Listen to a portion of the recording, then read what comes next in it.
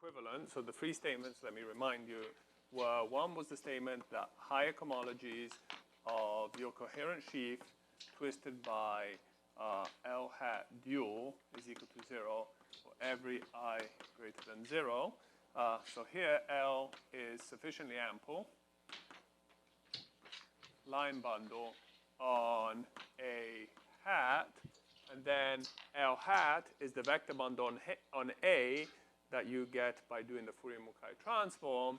And we had this property that if phi L is the map from A hat to A, then phi L upper star of L hat dual was the direct sum of H0 of L copies of L itself. So up to a finite total map, this decomposes as a direct sum of ample line bundles. So that was one condition.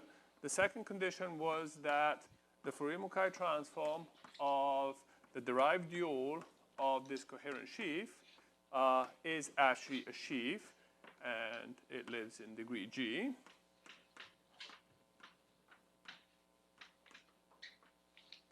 And before Matsuki, let me, for Kenji, there we go. And the third condition is that the codimension of the support of the sheaves that I get by taking the homologies of the Fourier-Mukai transform of F without any dual. So the codimension of these supports is greater or equal to I for every I greater than 0. I'm not including I equals 0 because it's a trivial statement. So these three are equivalent, and so if F, this coherent sheaf, satisfies any one of these properties, 1 and hence all,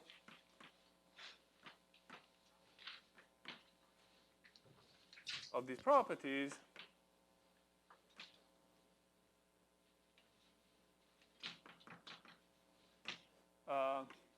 then we say that F is a generic vanishing sheaf.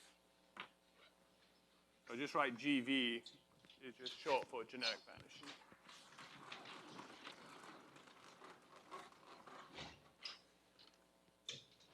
Okay, so these are going to be the kind of sheaves that I'm interested in, and I want to prove that they satisfy some other properties that we expect from Green and Lazarsfeld generic vanishing statements. So if F on coherent sheaf from abelian variety A is a generic vanishing sheaf, then we have an inclusion between the loci. So V0 of F contains V1 of F, contains V2 of F, and so forth. Where, let me remind you that Vi of F is a cohomological support loci, so it's a set of P's in pick 0 of A such that the corresponding cohomology does not vanish. And roughly speaking, you expect these VIs to be more or less the same as the support of our IS hat of F. Well, no, exactly the same. We know that the support of our IS hat of F is contained inside of these. So these guys, by cohomology base change, contain the support of Ri S hat of F, and sometimes you can show that they're equal. Okay, so I want to prove to you why these are one contained in the other. Okay, so let's suppose that we have some point in one of these loci, the I of F, and what do we know then? Well, this tells us that Hi of F tensor P, so I want to say not in here, so this will be 0. Okay, so maybe I should make a little side. I want to show that VI contains VI plus 1, right? So that this statement is the same as saying that if some point is not in VI, then it's not in VI plus 1. Okay? So I'm proving sort of the negative of the statement. So let me start with a point that's not in VI. I want to show that it's not in VI plus 1. So not being in VI means that this cohomology group is 0. And so let me sort of compute this in a fancy way. So let me put the 0 on this side because I'll. Okay, so let me put a dual. You'll see in a second why I want that. So this is the same as saying H minus I of dk of R gamma F tensor P is equal to 0. Okay, so I've essentially done nothing, but let me explain. So these are just, these cohomology groups are just vector spaces over the ground field K. So dualizing a different notation for this, I could use a notation Ri gamma of F tensor P, right? This is just a function of global section, the F direction. Okay, so if I write dk of that, I'm doing hom into K of these vector spaces, so I'm just taking the dual vector spaces.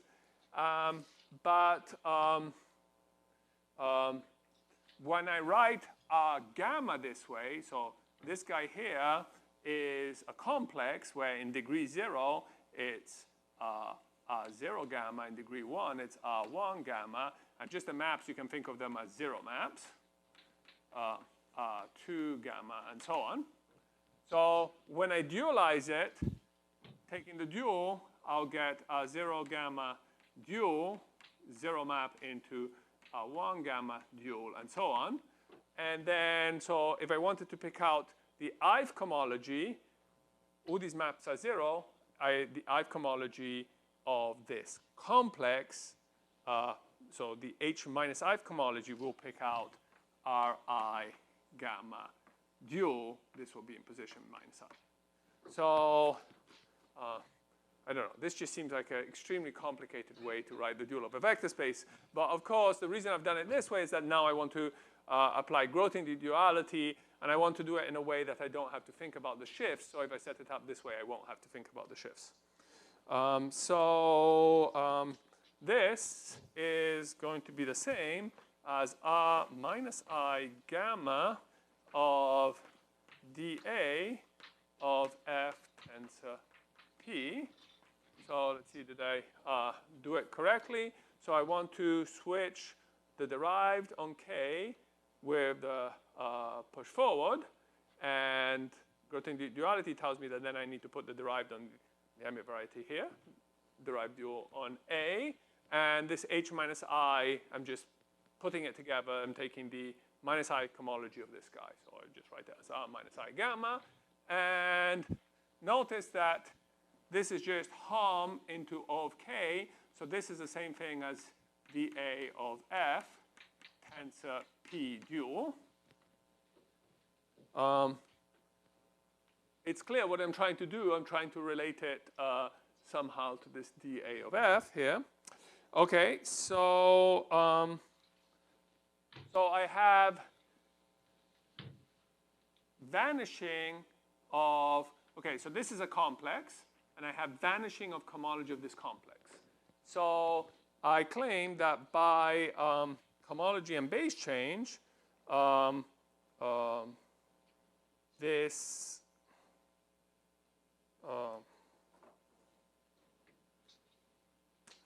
how do I want to say it?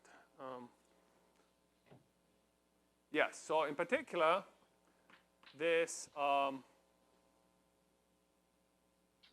maybe I should have avoided doing this on this one. Seems like it's not telling me anything so interesting. I think what I want to do is I want to apply cohomology and base change to the previous one. So I could look at R minus I minus 1 of S hat of dA F tensor Kp and dual, and the natural map into R minus I minus 1 gamma of dA of F tensor P dual. Okay? So the usual way that you may be used to seeing cohomology and base change is when instead of a complex you have a sheaf, but it's the same exact kind of statement. There's a natural map that compares the J push forward of dA of F tensor to the Poincare with the corresponding cohomology group. Now, what does cohomology and base change say? It tells me that if the previous map is an isomorphism, which it is, right? So at one level before, you have R minus I, same kind of stuff, tensor K P dual into R minus I corresponding cohomology group. Okay, so when I look at the previous level, I see that I have, for example, if I is greater than 0, I have an isomorphism, and if I is equal to 0, I have a surjection, just because the guy on the right-hand side is 0. So cohomology and base change will then tell me that the previous step is surjective. Okay, so this is an isomorphism. Even when I equals 0, it's an isomorphism. Why? Because if these groups are 0, it means that this sheaf has to be 0 nearby, right? Because they're constant equal to 0. Okay, so this map here is onto, and so is isomorphism. And so the conclusion is that this map here is surjective by cohomology and base change. That's great because the left-hand side is 0, right? As long as, of course, I'm going to start with some I greater or equal to 0. So this is I minus 1. Minus I minus 1 is less or equal to minus 1. So I know that the corresponding cohomology groups are 0. And then the left-hand side is 0. It's surjective, which forces the right-hand side to be 0. But I've already, by running back through this isomorphism, the right-hand side is just Hi plus 1 F tensor P hat tensor P dual. And so this is saying precisely that P does not belong to Vi plus 1. And that's what I wanted to prove.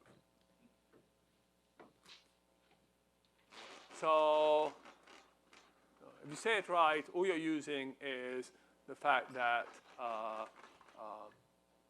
if this group is 0, you know that the cohomology and base change kind of statement is you have an isomorphism, and then it tells you that the next map is surjective, but the group on the left is 0. That's all there is about that. And it's not entirely impossible that I have one shift wrong. So in fact, I can probably already see one wrong shift, but maybe so the way I've set it up, this one should not be an RG. This one should be an R0. Because this dualizing functor has a shift by G places. So it's easy to get confused by that. OK, so they're one contained in another. This gives us an immediate nice corollary, which is even fancier non-vanishing. So corollary, if F, some coherent sheaf on an abelian variety, is generic vanishing, then it actually has some non-vanishing property. So then H0 of F tensor P is non-zero for some P in pic 0A. Proof, if this were not the case, then V0 of F will be empty, right? Right? Because if these guys are always 0, that's precisely saying that V0 is empty. But since the V0s contain each other, this means that Vi of f are all empty for every I greater or equal to 0.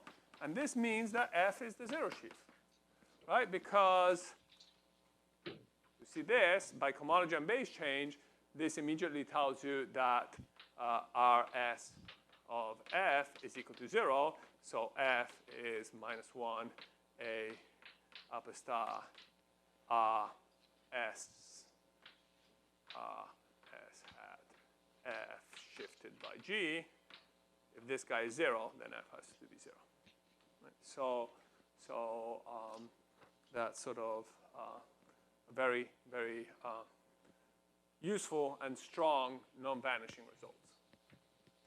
Okay, so the next thing I should do is I should show that there are actually some geometric objects that are generic vanishing sheaves, so that the statement is useful somehow. And I've already alluded to this, but maybe I should do the complete proof. So here's a proposition. I claim that so let's suppose that A from X to A is a morphism from, let's say, yes?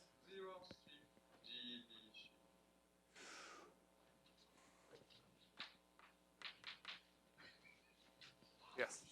Okay. Or otherwise, I can say that if V0 is empty, then F has to be 0. That's the only exception. Correct? Correct. Right? My conclusion was that F is 0. So it's not a contradiction unless I make it a contradiction. Very good. Okay. So suppose I have a morphism. So in this setting, I'm assuming that X is a complex projective variety, and I'm assuming that it's smooth. And of course, I'm assuming that A is an abelian variety. So typically, you're interested in the Albanese morphism. Then the statement is that then Ri, A lower star of omega x, is a generic vanishing sheaf. And of course, you can make fancier versions of this, with multiply ideals. Anything that looks like a canonical line bundle, higher direct images will have these kind of properties. So let me prove that. So what do I need to show in order to prove it?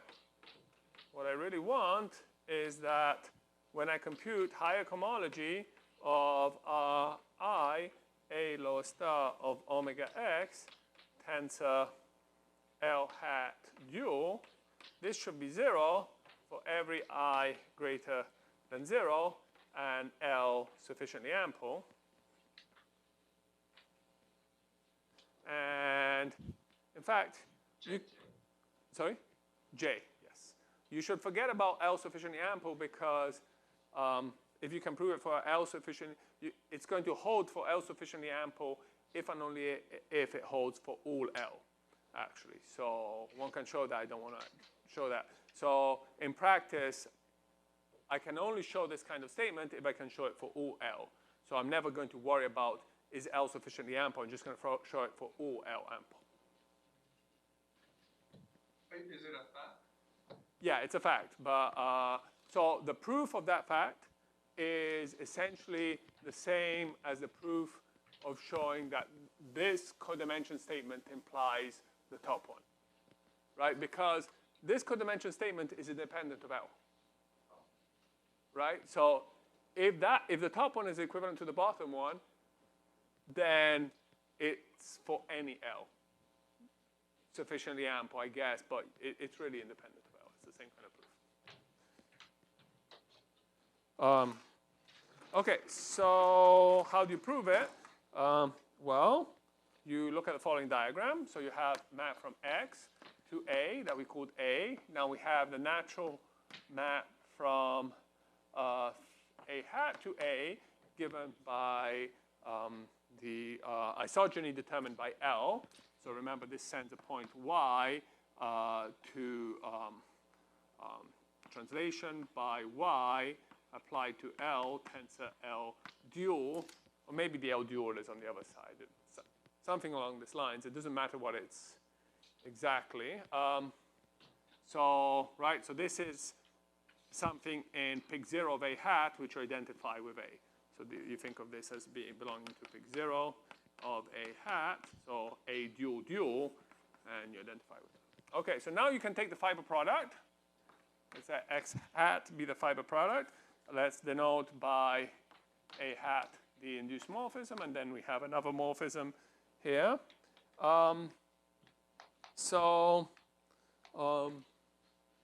Since we're in characteristic 0, we're over the complex numbers, this map is a tau map, and so the fiber product is also an tau map. In particular, X hat is smooth. There's a lot of technicalities I don't need to worry about in characteristic 0. This is the vanishing I want. Now, it's enough to show that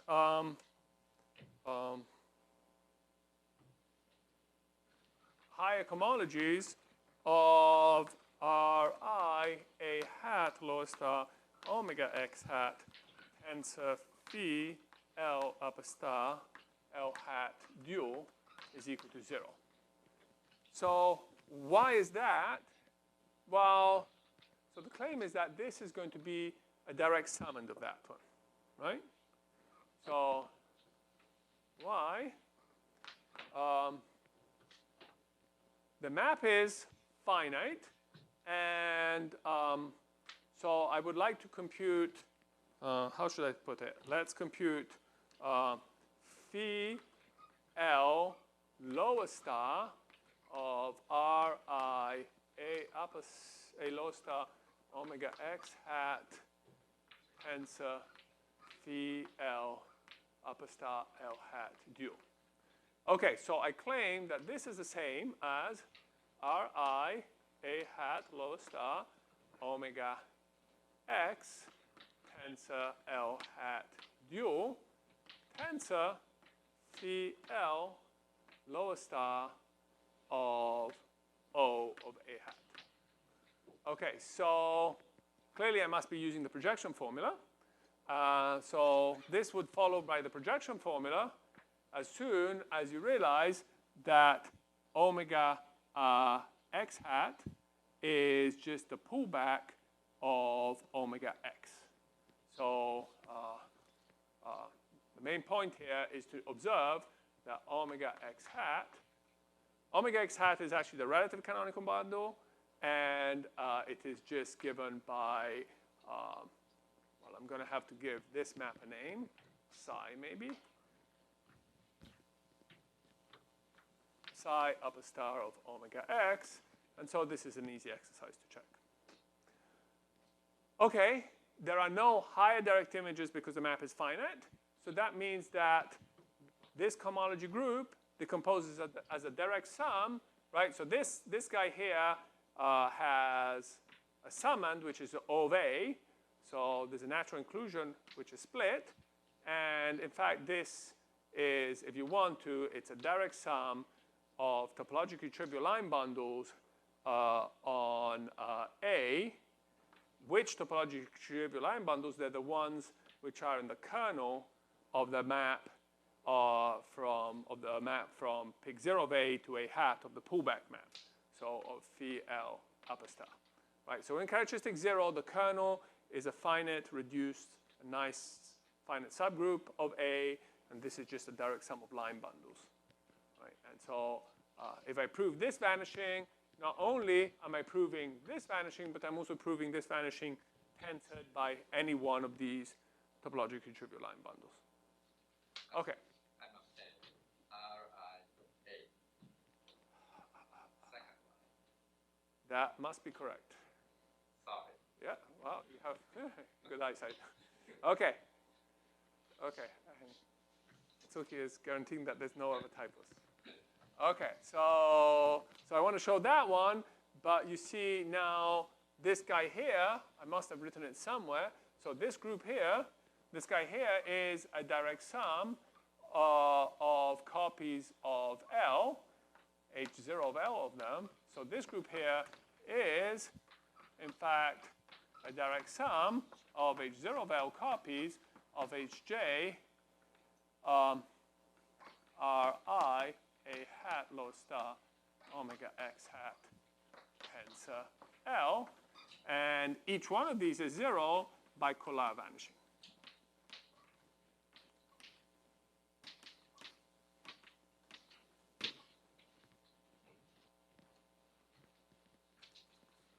So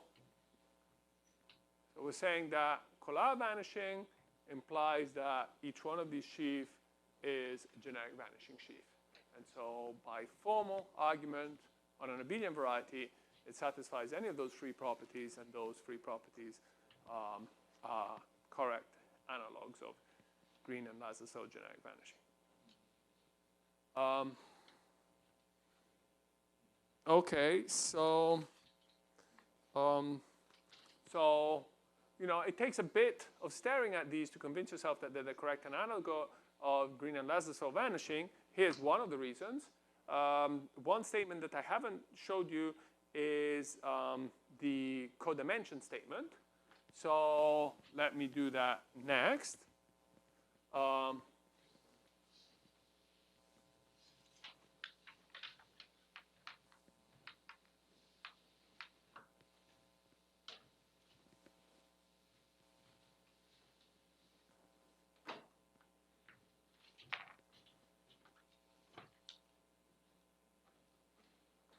Here's a corollary.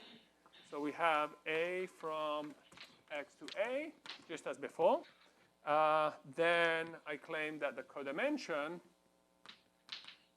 of the loci di of omega x is at least I minus the dimension of x plus the dimension of A of x. Or in other words, maybe it's better to write it as I minus k, where k is dimension of x minus dimension of A of x. So this is the dimension of the general fiber of the Albanese map. If this were the Albanese, it could be any map to an abelian variety, but the typical situation you're interested is in the Albanese. So, maybe I should just write the I omega x. You should really think of it as the p's in P0 of A, such that hi of omega x tensor p is non-zero. Now, of course, if it's the Albanese map, then P0 of A is identified with P0 of x. There is no ambiguity. If it's not the Albanese map, where do these loci live? I'm really thinking of them as living inside of A hat. Okay, so let's do the proof. So by Kolar's theorem, I know that R A lower star of omega x splits as a direct sum of, maybe this is more appropriate, Ri f lower star omega x shifted by minus I equals 0 to k. Okay, so there's a couple of comments to be made. This is an element of the derived category. You really have to think of it as a complex. This is just a direct sum of coherent sheaves shifted by I. So for example, if you apply to any functor to this, you just get the sum of the corresponding functors. I'll do that in a second with the cohomology functor, but and any spectral sequence that you apply is automatically degenerate. The other comment is, why does the sum stop at k, right? K is just the dimension of the generic fiber. The reason is, since Ri f low star omega x are torsion-free by Kolar's theorem, that implies that Ri f low star omega x is equal to 0 for every I greater than k, right? Because if I is greater than the dimension of the generic fiber, then that sheaf has to be torsion, but it's not possible because by Kolar's theorem, they're torsion-free. I guess A is equal to F. Yes. Okay, and I haven't posted the updated notes, unluckily. I did make this typo and many others in the notes, so as soon as I post them, that typo will be corrected. Okay, so then what do how am I going to use this? Well, I want to compute cohomology groups J of omega x tensor A upper star of P, right? I'm trying to understand where these groups do not vanish. And so this will be direct sum of I equals 0 to k, J minus I, Ri, A lower star omega x tensor P, where I've used the projection formula to take the P, A upper star of P. When I push it forward, it comes out. And this J minus I is coming from this shift here. Okay, so great. So now we know that, okay, so now when I look at, I have made an unfortunate choice with J's and I's. Now I'm using J for the cohomology instead of I, but I think we can all live with that. So now if I want to compute Vj of omega x, so I'm looking for where these groups do not vanish. This group not vanishing is precisely the same as one of these groups not vanishing. So this is the union I equals 0 to k of Vj minus I, Ri, A low star omega x tensor P. So each one of these has codimension I, but now you see the sum goes from 0 to k. So codimension J minus I. Okay, so when I is 0, it's the biggest codimension. So the worst case is where I is equal to k. And so the codimension, so the worst one is Vj minus k of k. There is no p here. Of k, A lower star omega x, which has codimension J minus k, and hopefully, so the J now is doing the role of the I, and the k is dimension of x minus dimension of A of x. So the numbers actually worked out for once.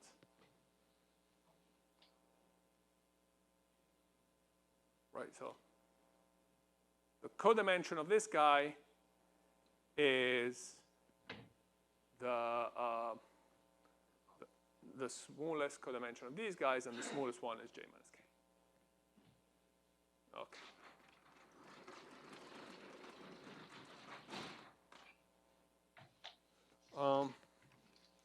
In a similar vein, let me use this to prove a theorem of Green and Lazarsfeld on the geometry of irregular varieties, which I alluded to in the first lecture, but I didn't even state. But so this is more evidence that we're recovering more or less everything that you need to know about generic vanishing theorem.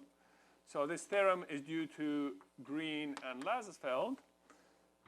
So let's say that W is an irreducible component of one of these loci Vi of omega x.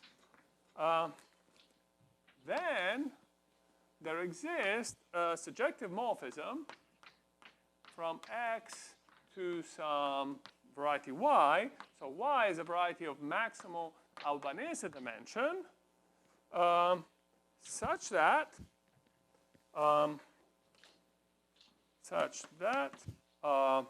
dimension of y is less than the dimension of x minus I. I think that should be less or equal. Let me correct it immediately. And W is contained in P plus F upper star of pick 0 of y, and F should match that one, so I got it right this time, And in fact, P is some torsion element. So let's stare at this for a second and try and figure out what's going on. So let's say we want to look at sort of one of the most interesting cases. So let's say I is equal to the dimension of x minus 1. So how do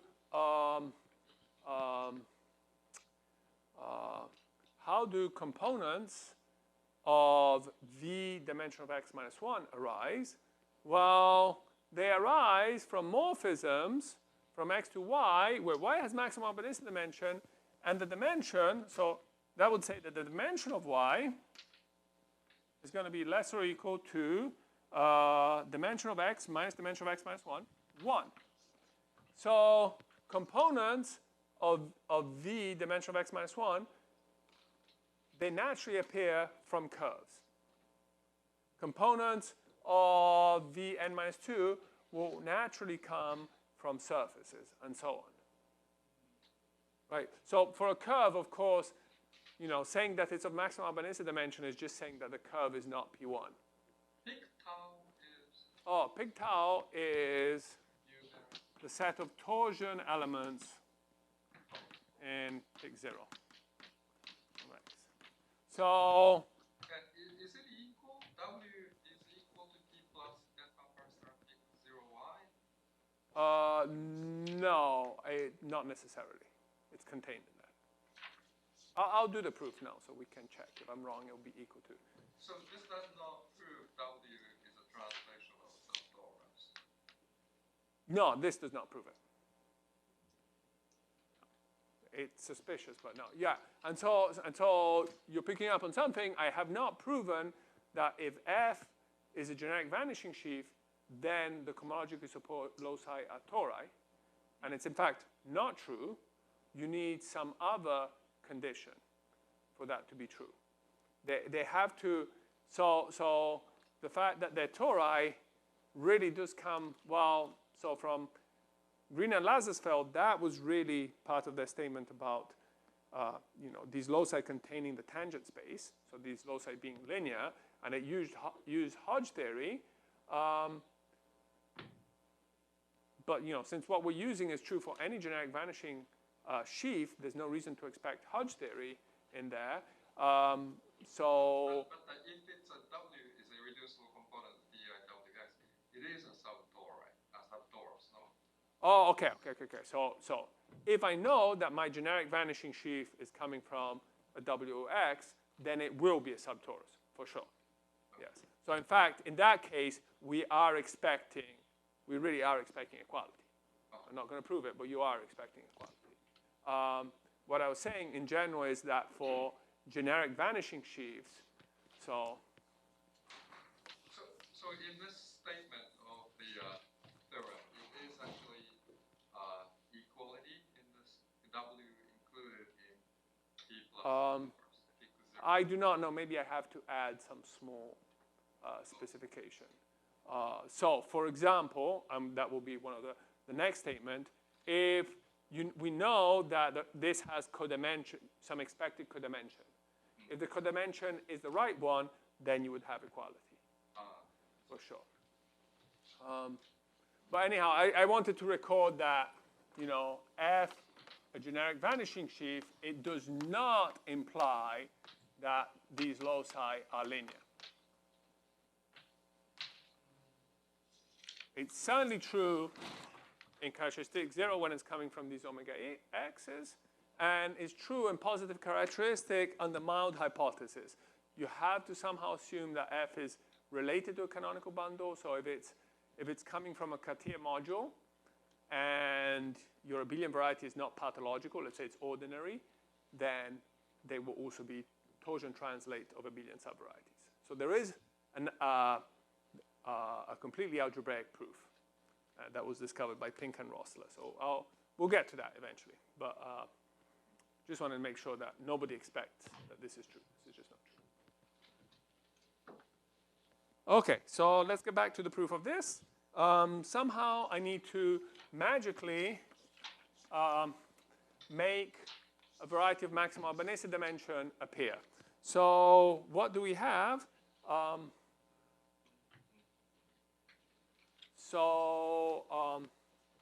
Let's write, we have that W is this irreducible component, so I can write that W is P plus, let's say, something's bothering you. Yeah, is that the kernel? W is included in P plus the kernel of? No, not the kernel, the pullback. The P0. So, topologically trivial line bundles here, I can pull them back here. So this is contained in pic 0 of X. Sorry. And hence pic 0 of its Albanese. Sorry. No problem. Other questions? Okay, so I'm going to start by, I know, so W is an irreducible component of VI of omega X. So by Green and Lazar's-Style theorem, I know that it's a translate of a torus. And we haven't proven it, but it's actually, so this is subtorus, actually going through the origin in pic 0 of X.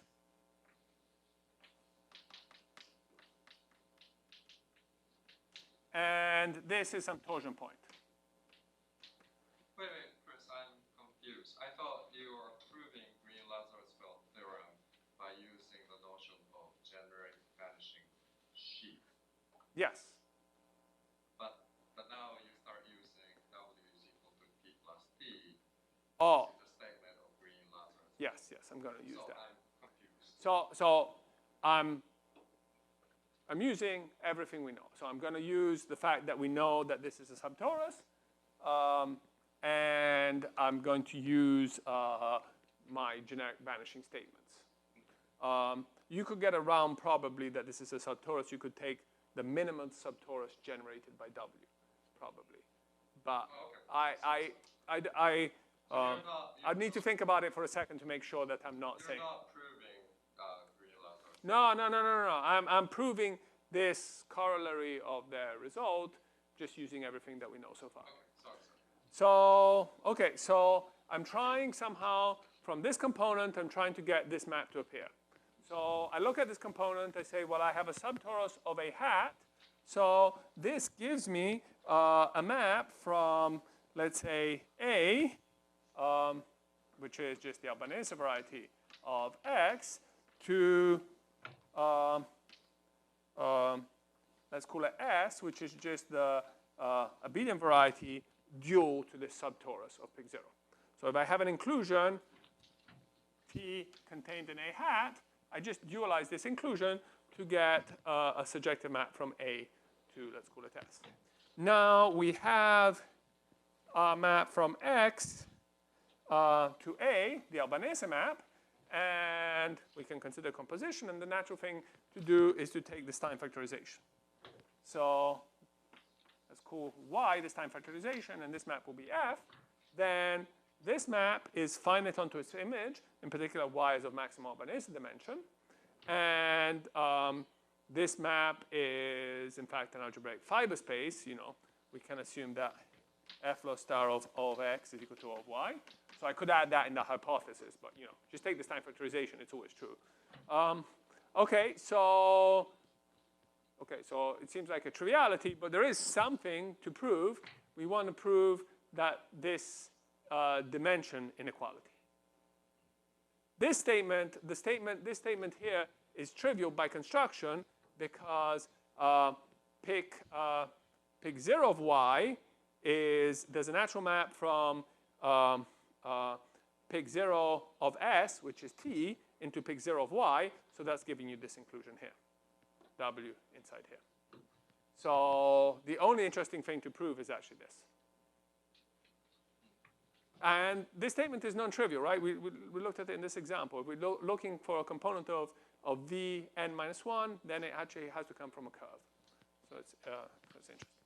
Okay, so we have to prove the dimension statement, and okay, so I tried to set it up.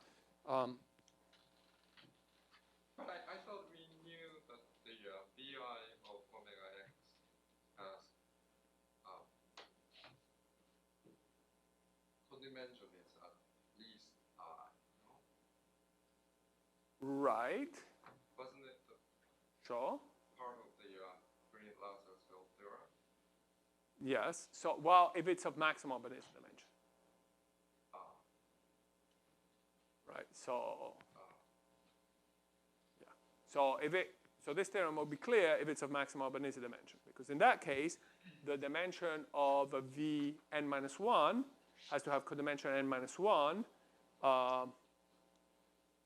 It's not completely obvious even in that case, I guess. Okay, so well, the proof is somewhat instructive too. So I look at omega x tensor p, right? So we know that whenever we tensor that by the pullback of something topologically trivial on S, we have interesting cohomology in VI. Okay, so we're going to play that off with our generic vanishing theorems. So first of all, if I look at our F lower star of omega x tensor P, I claim that this is a sum of Ri F lower star omega x tensor P shifted by minus I. So this is the usual statement of Janos, of Collard. However, this extra P makes an appearance.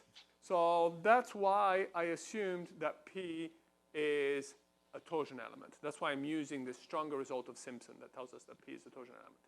Because you see, if P is a torsion element, then you can do a cover. How would you prove this result?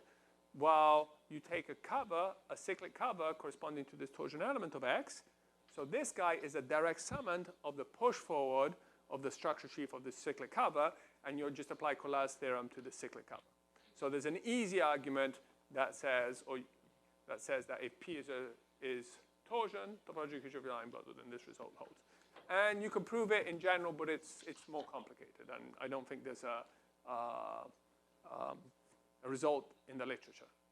You'd sort of have to do Hodge theory for forms twisted by P again, and you'd have to show that they behave well under high direct images.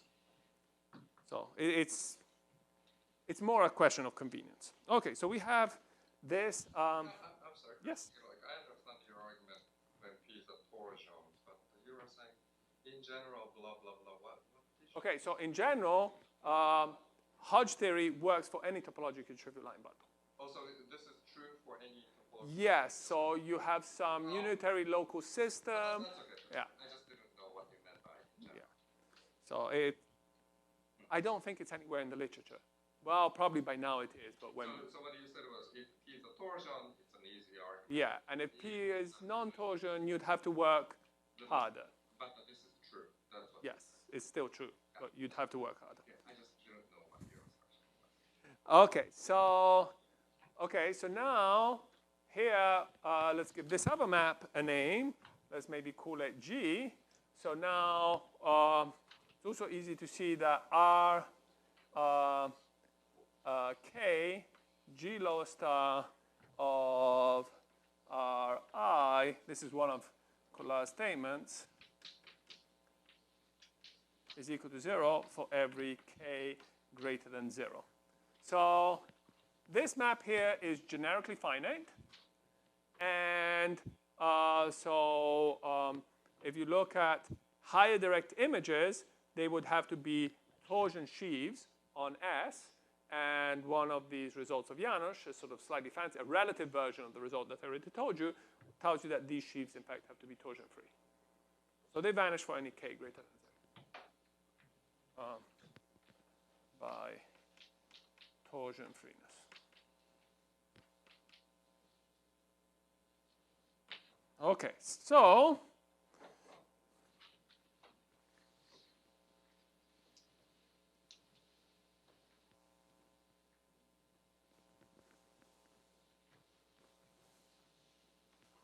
what we get is that, so I want to say that Hj of Ri f lower star of omega x tensor p tensor g upper star of alpha. I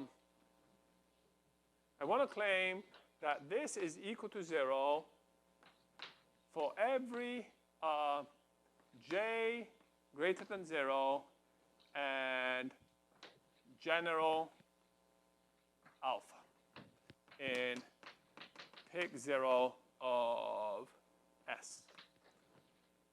Okay, so it's a bit of a mouthful. So what am I trying to say?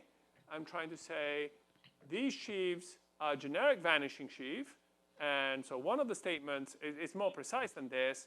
Not only do these groups vanish for general alpha in pick 0 of S, they in fact, the corresponding Vj should have codimension J.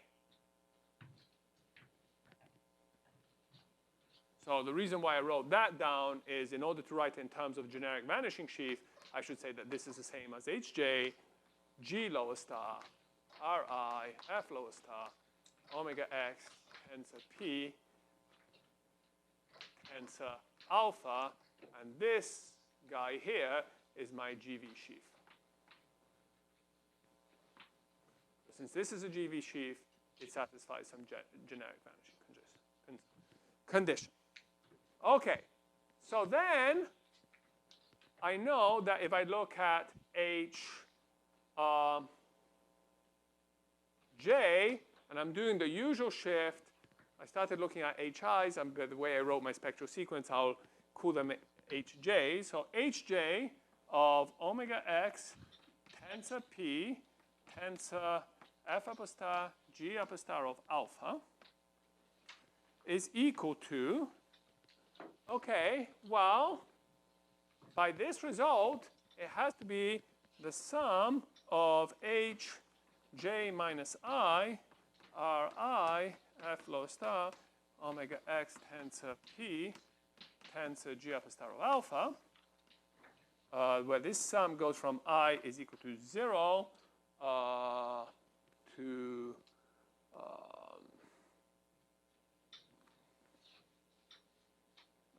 dimension of x minus dimension of y. Okay, so now it doesn't really matter how far it goes because almost everything in sight is 0, right? We've already seen that if alpha is general, these are 0 as long as the cohomology index, this number j minus I, is greater than 0. So this is actually equal to, for general alpha,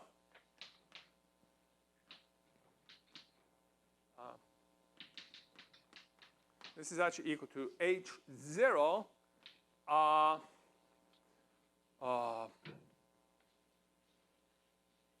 J F lower star omega x tensor P tensor G star of alpha. Okay, so by assumption, this group is non-zero, right? Because this group is non-zero for everything in W, so for everything of the form P plus F upper star of pick 0 of S, right? T is just pick 0 of S. So for everything in here, this group is non-zero. So the upshot is that this sheaf here has to be a non-zero sheaf. Okay, so that means this is a torsion-free sheaf. That means that J must be less or equal to the dimension of the general fiber. So to the dimension of x minus the dimension of y. A fact that I already illustrated by putting that there. Okay, so hopefully that's the inequality that I wanted, because otherwise, so if I take the I to this side and call it J, and the dimension of y to this side, and put it with a minus, I have the right equality. So and breathe a sigh of relief because, you know, there's almost a 50-50 chance of getting the wrong inequality at the end. Especially if you start at certain point by reasoning by contradiction, then. Okay, so that concludes that proof. So soon I want to talk about pluricanonical maps of varieties of maximum Albanese dimension. But before I do that, maybe before the break, let me do the last technical lemma on the structure of these of the cohomological support loci of GV sheaves.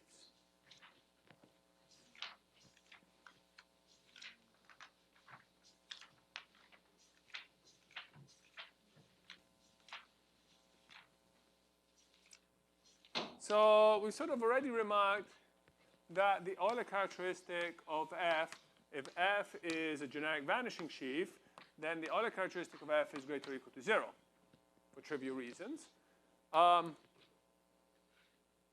It would be nicer if the Euler characteristic was strictly positive, right?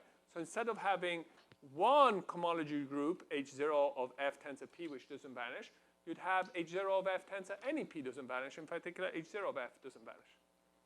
That's not always the case, right? So this, it's not true that the Euler characteristic of F is greater than 0. For example, F is equal to O of X, right? O of A. That's definitely a generic vanishing sheaf, but it has it has trivial Euler characteristic. Okay, but I can still say something interesting. So in the case when you have Euler characteristic of F equals 0, then you can focus. The most interesting locus to look at is V0 of F, and you sort of want to understand this locus a little bit better. Right, so we did one example, if you remember. It was some funny example where we had the product of free elliptic curves, and we took a Z2 by double cover of that, and we had some interesting cohomological support loci.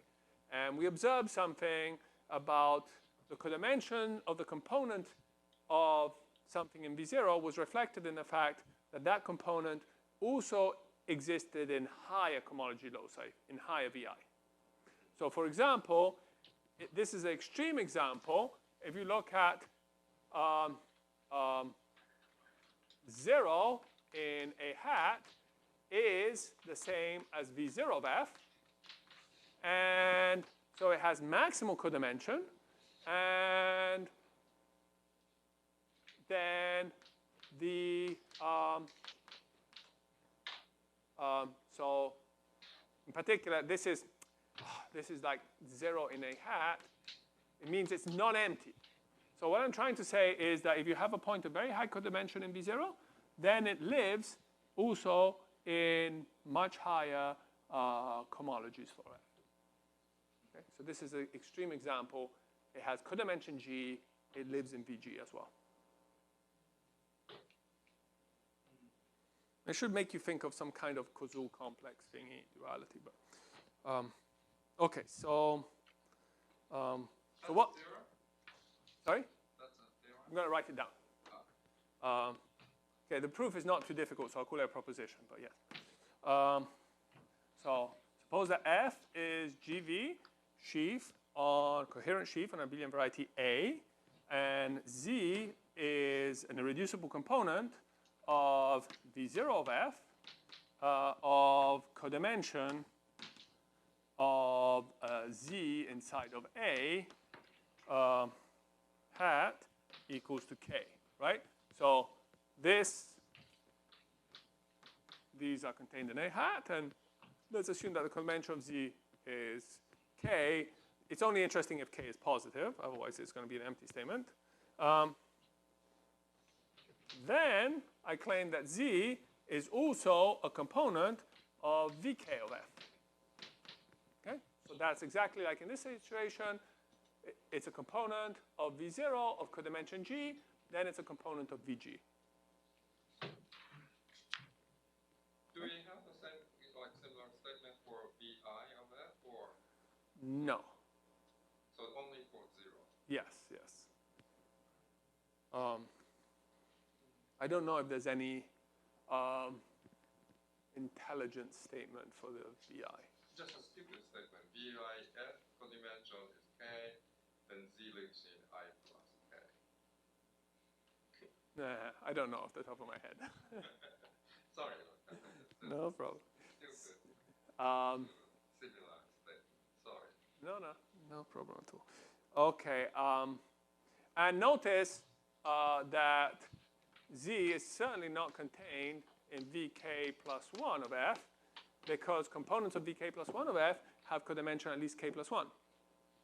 But not going to happen. Okay, so proof, well, we have to use that it's a generic vanishing sheaf, so let's use one of the properties. And the property I want to use. Do you assume Z is a reducible component? Or Did I assume what? Z? Yeah, I'm assuming that Z is an irreducible component. I said it, but I didn't write it. Oh, of course. Then the conclusion, again, it's an irreducible component. And in the proof, I can almost bet that at a certain point, I'm going to localize at a generic point of Z. So I probably really want to assume that it's an actual component. Of course, if it's not a reducible component, you take the irreducible component that contains Z, and you get that, and so you get the same kind of statement. But when I do the proof, I probably want to assume that I'm taking it. Okay. Okay, so. But you cannot go, in that case, you cannot go that further. So this is the statement. Yeah, this is the statement I want to write. You need irreducible component. Let's see. Okay.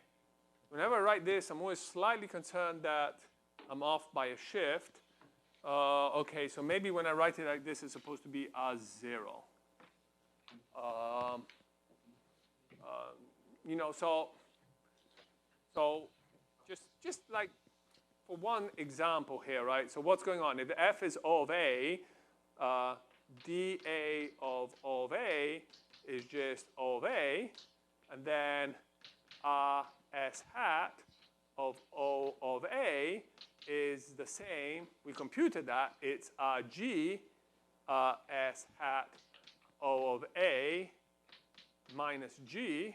So it's the complex 0, 0, 0. And in G place, you get the structure sheaf of the origin on the dual Euclidean variety. So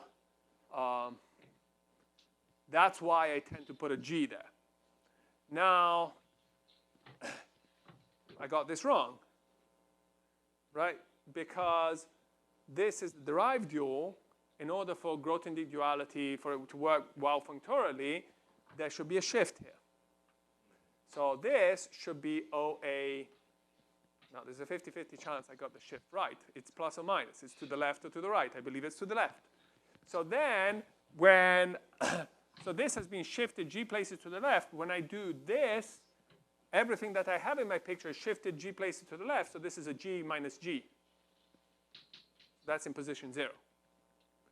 So that's what I'm saying. It's very difficult to keep track of the right shift. If you're not sure, you typically do an example like this, and you figure out what the right shift should be. Okay, so I think it should be R0 on the notes. It's almost certainly I put RG. You know what you want to prove. You can usually fix it at a certain point. Okay, so then we're going to use this to try and compute RS hat of F. So this is R hom from G into O of A. So why is that? Well, I haven't told you what G is. So let's let G be minus 1 A upper star G dA of F. Okay, so let me try and explain this. RS hat of F is the same. Well, okay, so I think I've done this computation before. It's something like this is the same as dA RS hat, dA hat of RS hat of F, right? If you dualize something twice, you get the same thing back.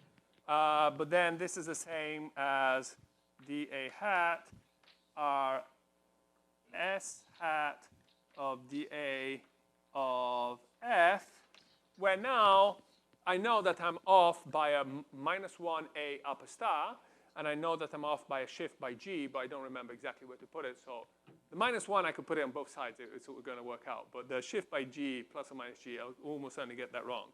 So up to -1A and a shift by G, which I got right here because I checked the reference, this explains how to go from here to here. Okay? So the point is that we're saying something very silly. If RS hat of the dual of F is a sheaf, then RS of F is the dual of a sheaf. That's what I'm saying. Okay, but the dual of coherent sheaf have certain nice properties, which I will now write down.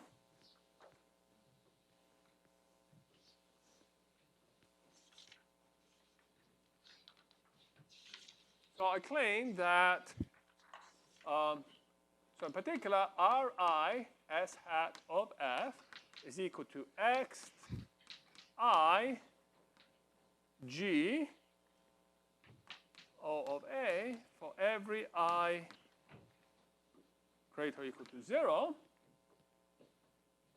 Okay, so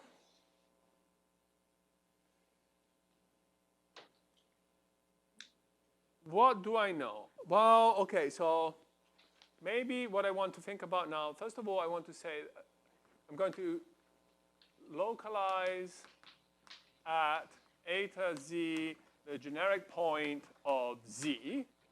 So there's this component of v0 that we're considering. I'm going to localize at the generic point of that component.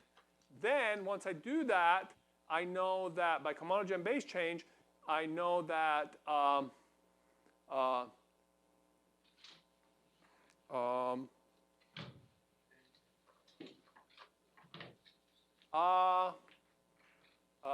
S hat of F, in other words, G, is I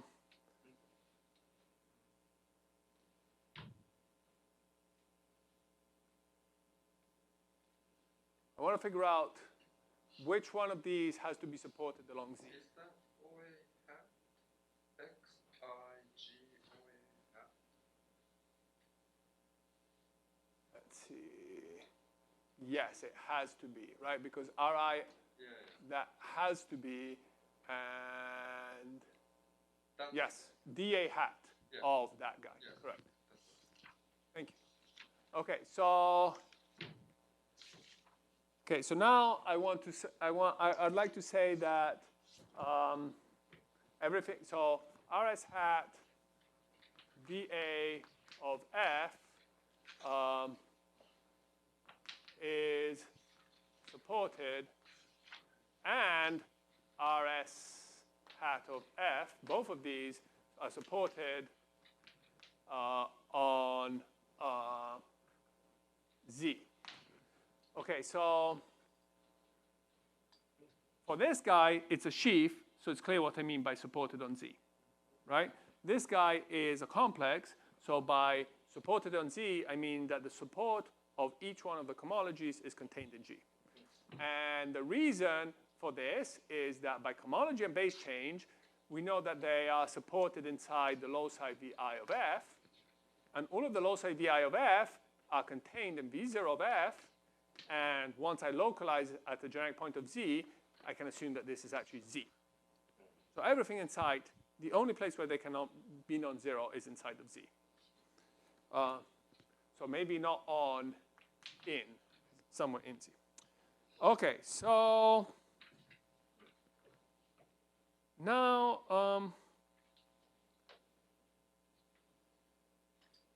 okay, so now I want to use the following fact, is that, so G is supported on Z. It tells me that xi of G O A hat is equal to 0 for every I lesser or equal to the codimension of Z to, let's say, K, which is the codimension of Z. And then it says that the codimension of the support of xi is greater or equal to I. Okay, so if you look at the first condition, for example, if Z were the whole variety, then this says nothing, right? But if Z is supported on something of codimension K, so for example, think of O of Z, right? So we're doing at the generic point of Z. So Z is a smooth subvariety of codimension K. How would you compute these xi? You write in the local ring, you take a locally free resolution of that, and you take the corresponding, so that you get some Koszul complex, you dualize it, and the only non-zero cohomology will be in degree equal to the codimension. Right? So you know how to prove this kind of thing, right? So at the generic point of Z, in fact, this guy here will be locally free, right? So that actually gives you a proof of this codimension statement. So in fact, at the generic point of Z, G is locally free of rank R, and then xk will be exactly a sheaf of rank, of the same rank, right? It will be just be, take this, the fiber of this sheaf over the generic point and dualize it. That's all it is. And in higher codimension, well, you get some more interesting behavior. Okay, so now it's just a matter of reading it off.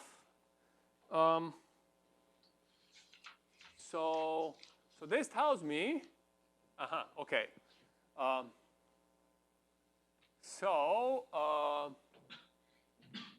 When I'm looking at hi of rs hat f, I might as well call them these ri s hat f,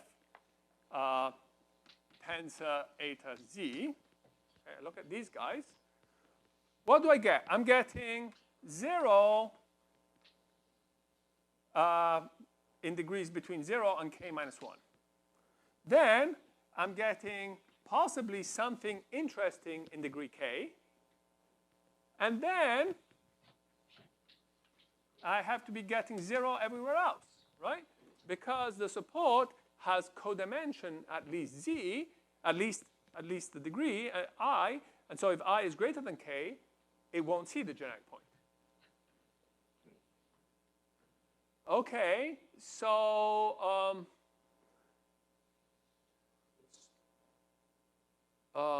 now I'm supposed to say, yes. Okay, so I still have to tell you why this is actually non-zero, right? So I suppose that this was 0, right? Then you see, if that group is 0, then the dual of this guy is actually 0 everywhere at the generic point. However, I know that the corresponding cohomology groups, what I do know is that hi of f tensor p is non-zero for p in z general. So if these guys are all 0, then by cohomology and base change, these guys have to be all 0.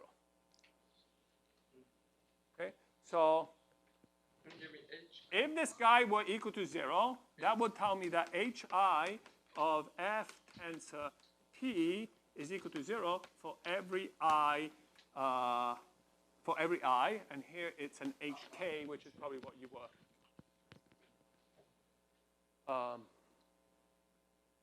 Right, so, well, no, actually, I know that H0. Okay, so let me go over the argument. If these sheaves, I know that all but this guy have to be 0, these sheaves. If this one is also 0, then by cohomology base change, they're all 0. I can run the usual inductive cohomology and base change argument. So I get that all of the maps are surjective onto these cohomology groups, so all of the cohomology groups are 0. But I know that the H01 is non-zero. So this cohomology group cannot vanish. Then again, by cohomology and base change, running the argument, once I get to here, the map is surjective. It tells me that the corresponding, so applying cohomology and base change a first time will tell me that K S hat F tensor eta Z is non-zero.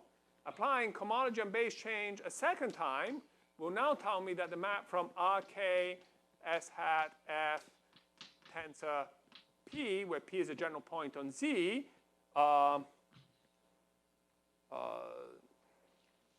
this tensor K of P to HK of F tensor P, that this map is surjective. So once I know that this guy is non-zero, then these guys are non-zero.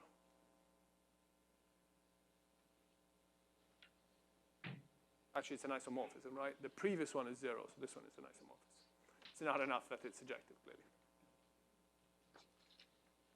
Oh, it's surjective, but it's an isomorphism. So it's sort of a bit strange. You have to apply cohomology and base change twice. Once to deduce that corresponding RKS hat is non-zero, and once to deduce that the actual cohomology groups are non-zero. I'm sorry, Chris. Yes? I was lost at the argument, concluding that right-hand side of kappa is equal to 0 and left-hand side equal to 0. Okay, so let's go over that quickly. What are the reasons? Yeah. So that's a general fact about X sheaves. So I know that, so we're doing, first of all, we argued that RS hat of F is some kind of X sheaf. I see. Okay, so now we know that that sheaf that we're taking X of is supported on Z. And Z has codimension K. So by general theorems, I tried to wave my hands to say a few words why that general theorem should be true. So by general theorem, that's not too hard to prove. That tells you that when I look at this Xi, it's 0 before dimension K, the codimension of Z. Oh, okay. And then just in general, for any sheaf on a smooth, coherent sheaf on a smooth variety, the codimension of the support of the Xi is at least I. Since the dimension, since the codimension of Z is K, when I is bigger than K, again, you cannot be at the generic point of Z. Oh, okay. So it's for two different reasons. This is always true, and this is because the support is contained in Z. So it has high codimension. Okay. So it can only live there, and then Yeah. since it cannot be 0, it has to live there. Okay. Thank you. And then cohomology and base change allows you to conclude. Okay, so that's it. I'll take a break, and then I'll talk about pluricanonical maps. So we'll go away from the formal statements, and we'll go back to more geometric statements.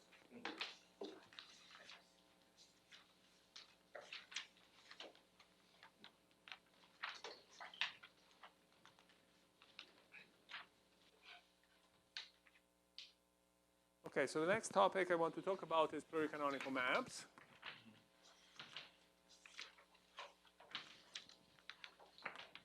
So just to fix the notation, what's a pluricanonical map? Well, it's a typical thing that you study in birational geometry. Phi sub mkx is a rational map from X to the corresponding projective space. This is just corresponding to the linear series mkx. How is this map defined? So if S0 through Sn is a basis for, of course, this is just kind of silly to define in terms of basis, but why not? Of H0 of omega x to a tensor M, then this map is just defined by sending a point X to evaluating these sections. at x. And of course, it's a broken arrow. It's not defined everywhere. If a point is a 0 of all of these sections, if a point is in the base locus of mkx, then the map isn't defined. And when you go from one transition to from one coordinate chart to another, the transition functions of the pluricanonical line bundle don't matter because you're landing in projective space. So this is just the usual notation. The Kodara dimension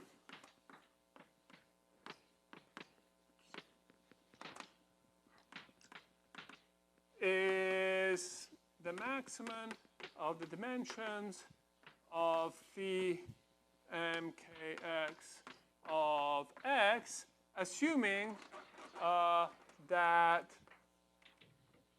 these maps are defined at least for some m. So if they're not defined, if they're never defined, we said that kx is minus infinity if h0 of m kx is equal to 0 for every m greater than 0.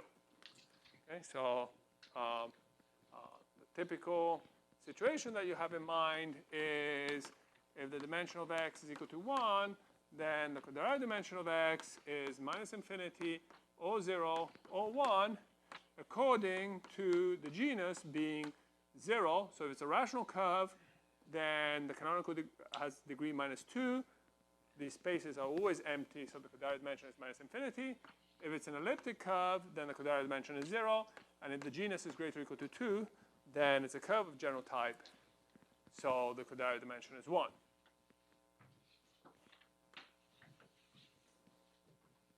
So in general, Kodara dimension of x belongs to, it can either be minus infinity, 0, 1, all the way up to dimension of x.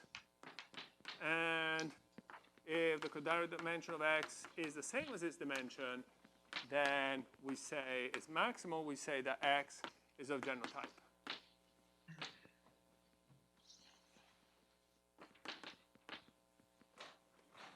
So in this case, is it known that if it's of general type, in fact, phi m k of x is birational for every m sufficiently big. So the definition only guarantees that the map has to be generically finite. The dimension of the image has to be equal to the dimension of x. But what we're actually saying is that at a certain point, the maps become actually birational in this case. So maybe I should mention that if the dimension of x is equal to 1, respectively 2 or 3, then phi m kx is birational. So I'm assuming that we're in the case of general type, is birational if m is greater or equal to 3, respectively m greater or equal to 5, and m greater or equal to, what is it, 77, if I remember correctly? 77. So this result is in characteristic 0 due to Bombieri. And this result for free folds is due to Junkai Chen and Meng Chen. Okay, and in fact, it's known that for any dimension n, there exists an integer m, which depends only on the dimension, such that if x is smooth, complex, projective, of general type, then phi m kx is birational for every m greater or equal to this constant m. But this constant that we know exists we don't know how to compute it. The given methods only say that there exists such an M. They do not actually compute it. So if you saw my lectures last year, you know all about this.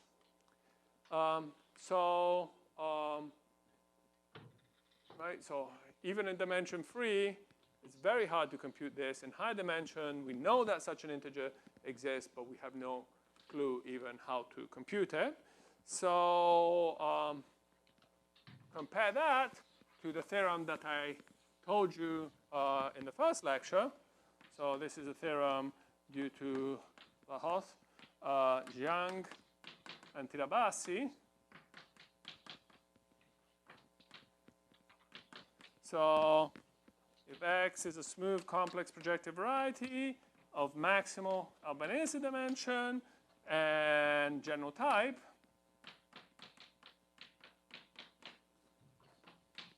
then phi m kx is birational for any m greater or equal to 3. Right, so that's sort of, if you keep this in mind, that's really striking behavior for varieties of maximal Albanese dimension. Right, from this point of view, they're behaving almost just like curves. I'm not saying that it's as easy as to prove it with curves, but they behave well. So any questions on the statement or on the remarks I made about Kodari dimension?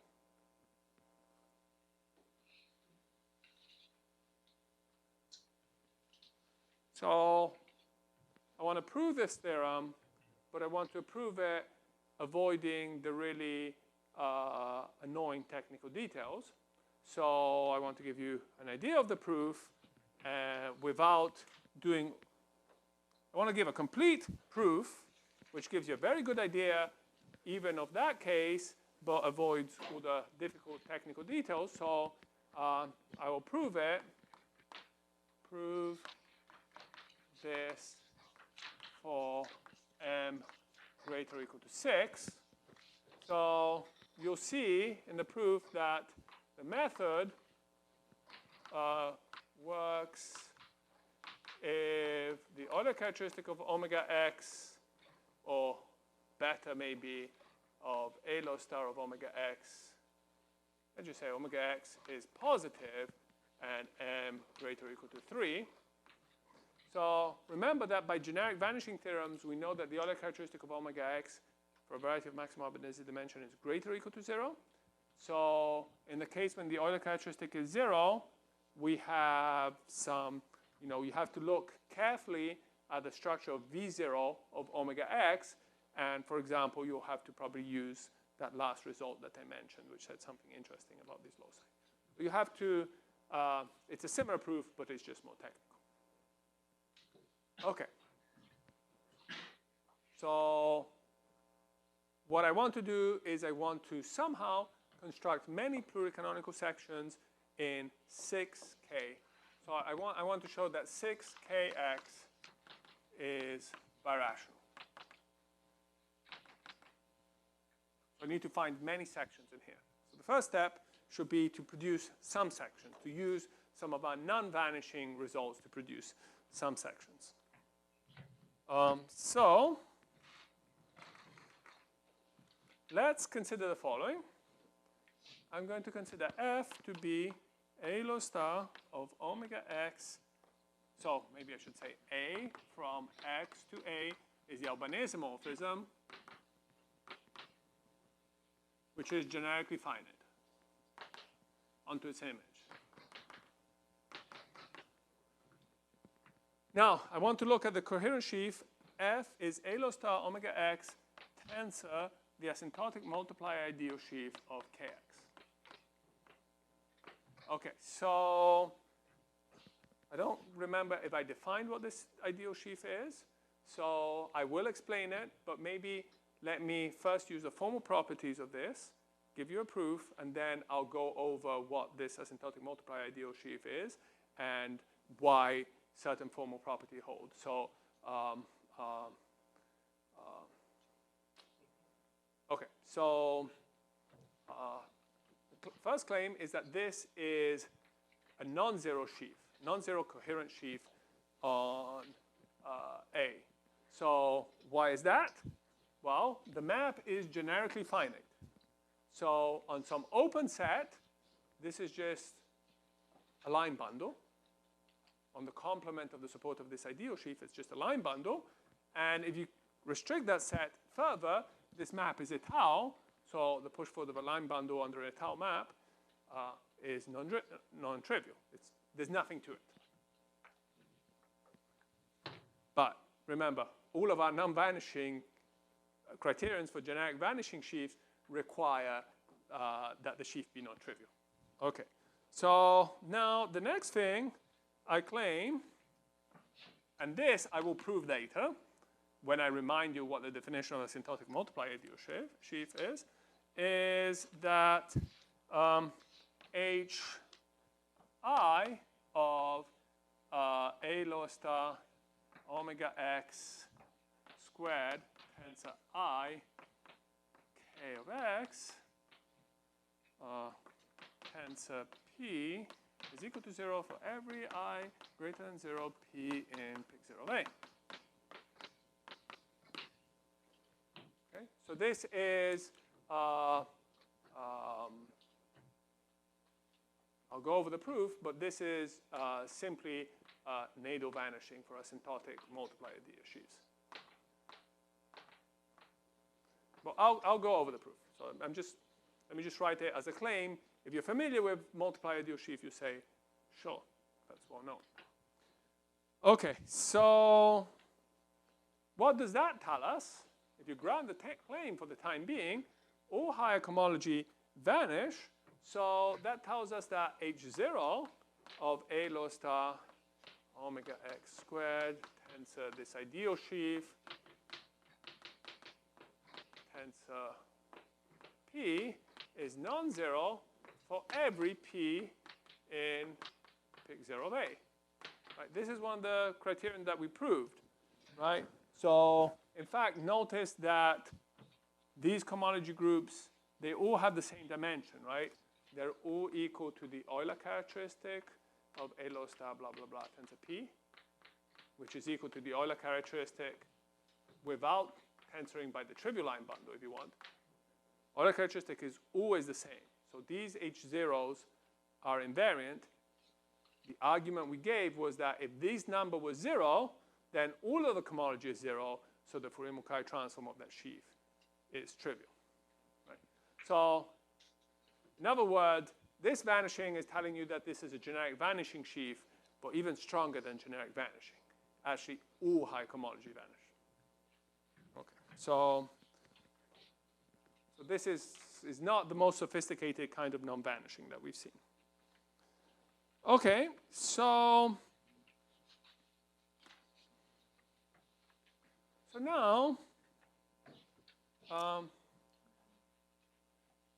fix U in an open subset of X such that A restricted to U is étale.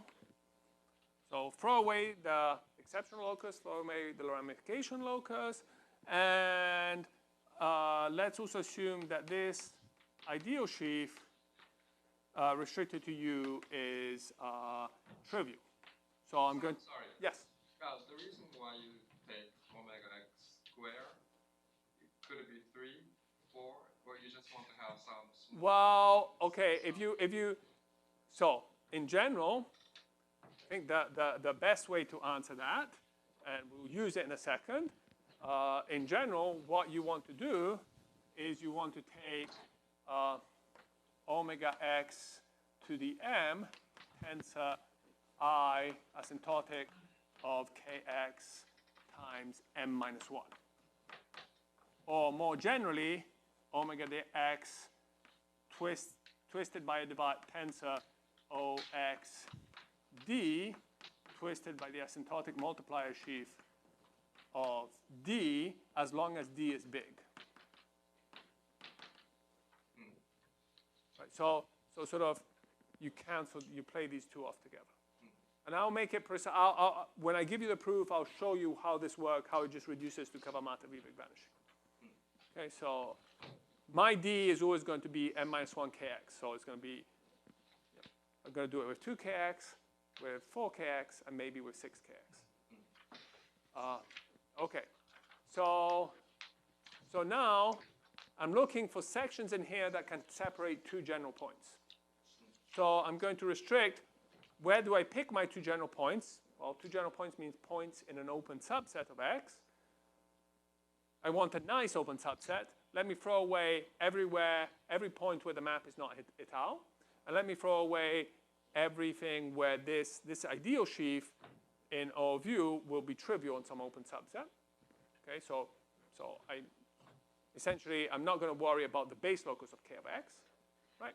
Anyhow, the pluricanonical map will not be defined at the base locus of K of X, so asymptotic base locus. So it's good that I'm throwing it away. And so let's pick a point X in here. Okay, so I would like to say, so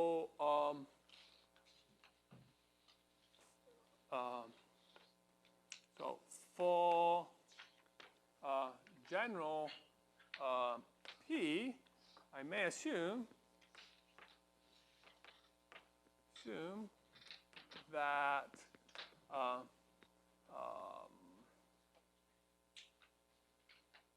2kx tensor this multiply ideal sheaf tensor P has a section not vanishing at X. Okay, so I need to be slightly more precise about the open subset, but let's think about this. Am I saying anything deep? Not really. You see, suppose that we have one section in here, then shrinking U a little bit, I certainly have, forget about the P for now, I certainly have a section of this that doesn't vanish at any point in an open subset of U. Okay? So pick one, so let's throw away, remove the base locus of 2kx tensor I kx tensor A upper star of some p0. Okay? So then, you fix one of these, remove the base locus, then outside of the base locus, clearly, by definition of base locus, there's a section that doesn't vanish at the point. I'm not saying anything deep. Okay. So now, what I want to do. That is for a fixed P0. Right. So for a fixed P0, so that means that once I remove that, every point in here has a section in there that doesn't vanish at the point. So then, for general P, where this general depends on X, so if you want to think about it too much, exactly what general means, the open set is fixed once and for all, but for every point in the open set, when I say general P, that general depends on X. Okay? We may assume that this section doesn't vanish at X. What's the rationale here? The rationale is I have a section with P0 that doesn't vanish at X, and assuming that that P0 was general, I can deform the section.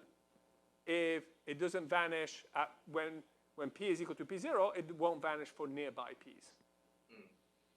Right? But the P's for which it doesn't vanish will depend on X. That's something I'm willing to live with. Okay? So this is an open subset V sub X contained in A hat. You're forcing me to be precise here. But I think I can make it. Okay? So now I want to use these sections. So this is not very satisfactory. We've done very little. But at least we've got some sections working. So now I want to look at the map 2kx tensor I kx tensor A upper star of p times 2kx tensor I kx tensor A upper star of p prime into 4kx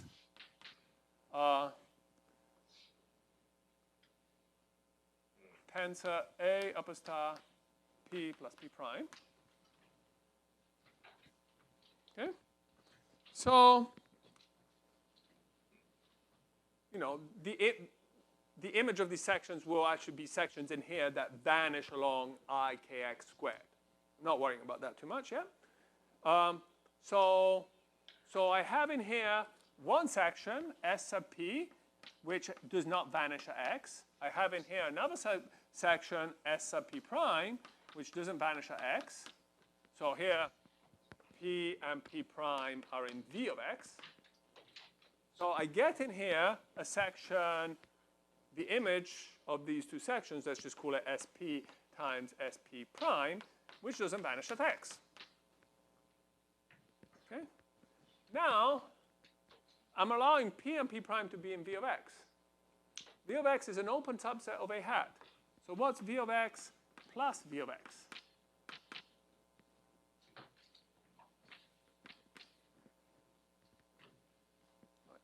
Our intuition comes from Euclidean world, and that doesn't quite match. But in the Zariski topology, when you have two non-empty open subsets, and you add them together, you get the whole abelian variety.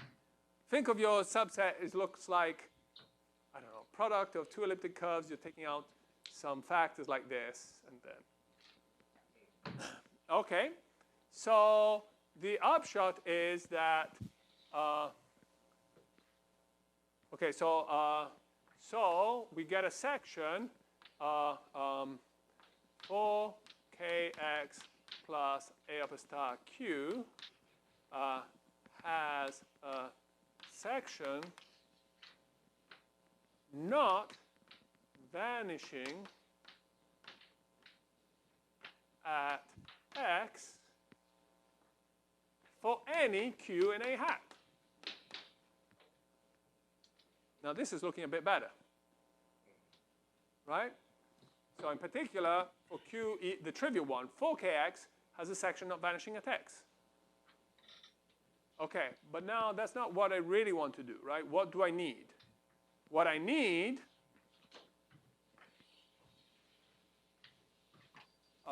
let's write it here.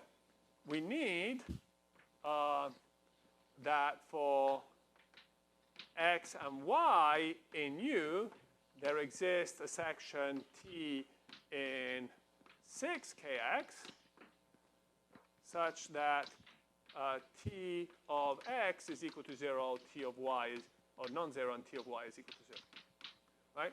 So in order to show that the map 6kx is birational, I need to show you that for any 2 points in an open subset, I can tell these 2 points apart. Maybe I should say different, because if they're the same, I won't be able to do that. Right? For any two, I pick 2 different points in U, I should be able to tell them apart using sections of 6kx. So this is a good first step towards that.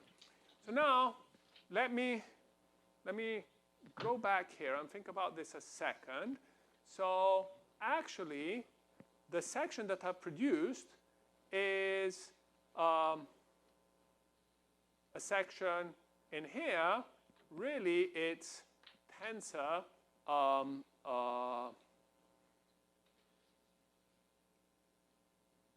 Okay, let's. I'm going to get it slightly wrong. So, okay, so let me just say it differently. So, in fact, we get sections.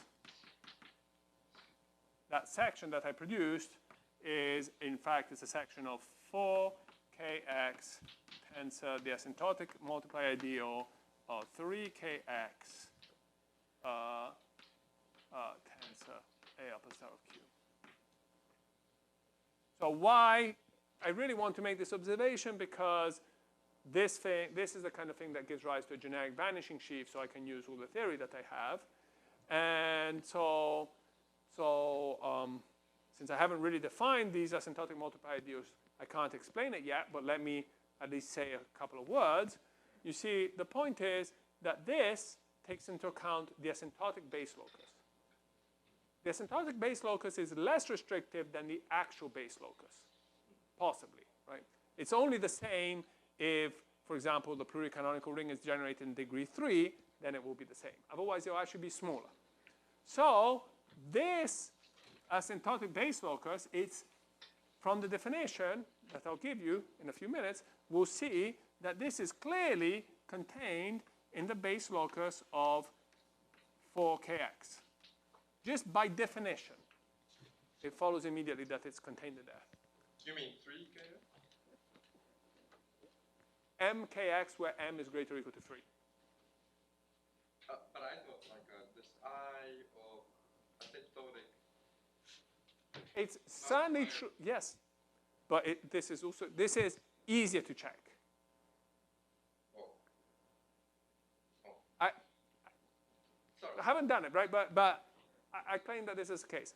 In fact, it's contained in the base locus. So when we define asymptotic multiply ideal sheaf, I'll try to convince you of this fact. For example, you're bothered by the 4 versus 3. But the base locus with 4 should be bigger than the base locus with 3. We're expecting it to be bigger. Well, maybe not, but it's certainly bigger than this one. And I'll show you why. OK? So if you have a section of 4kx plus a plus star of q, it certainly vanishes along the base locus. And since this base locus is more restrictive than this multiply ideal sheaf, then we're in business. OK, so I need to, when I talk about these asymptotic multiply ideal sheaves, I need to show you why they compare. Nice. OK, so I better find where I'm in the notes.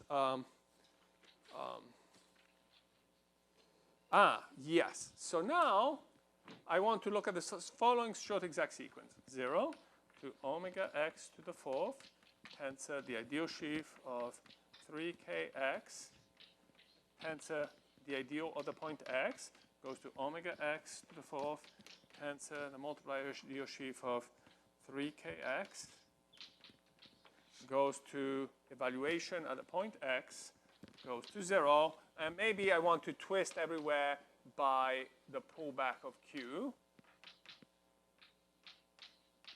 Okay, so now what do I know? Again, by natal vanishing, we have H0 here, which may be interesting, but higher homology of this guy is always equal to 0. Now, we know, we have proven that for every value of q, we have a section of this that does not vanish at the point x. So we know that the mapping homology, which is just a copy of C, is surjective. Higher homology of a point is also 0.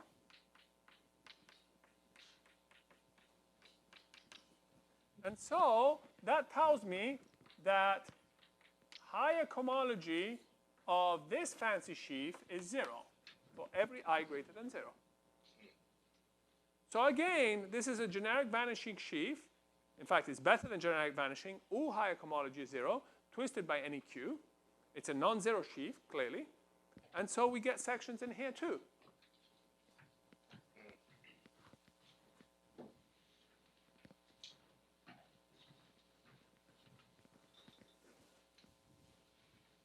So by the same argument, for any point y, which is different from x, but belongs to this open set U that I said before, right? Because now I'm twisting by the ideal sheaf of x. So if I want to make sure that it's locally free, I have to throw that point away too. What do we get? And for general P, depending